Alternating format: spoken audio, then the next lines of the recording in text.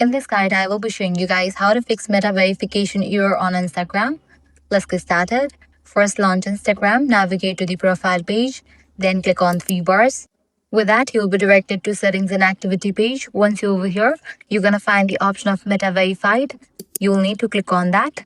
If a verification is already in process, you will likely see a message saying your information is being reviewed and that the process can take up to 48 hours. So the first thing you should do is wait for that time to complete.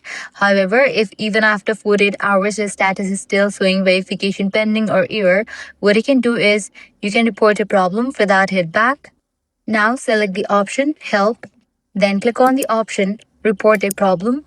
Click on Report Problem without shaking. Click on Don't Include and Continue. Once you're in this page, here you're going to find this box.